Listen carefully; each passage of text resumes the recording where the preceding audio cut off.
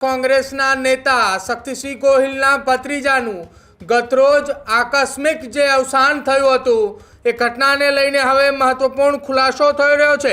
NRI ટાવરના 502 નંબરના ફ્લેટમાં આ ઘટના બની હતી।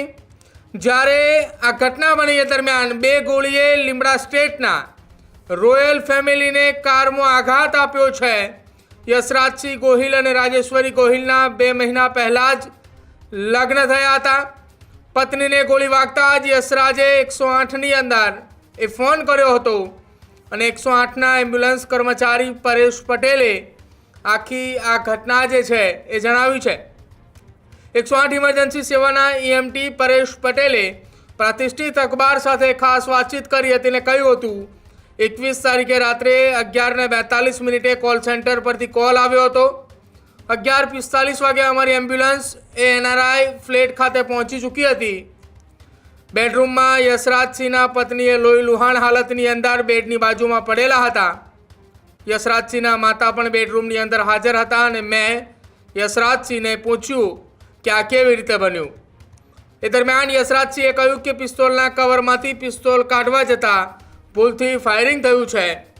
રાજેશ્વરી બાના ધબકારા તપાસ કરતા ધબકારા ન મળ્યા હતા, જેથી હું બેડરૂમની બહાર નીકળ્યો અને અચાનક જ ફાયરિંગનો અવાજ આવ્યો અને અચાનક ફાયરિંગનો અવાજ આવતાની સાથે જ મેં પાછું વળીને જ્યારે જોયું તો યશરાજસિંહે પણ માથાના ભાગે ગોળી મારી લીધી હતી।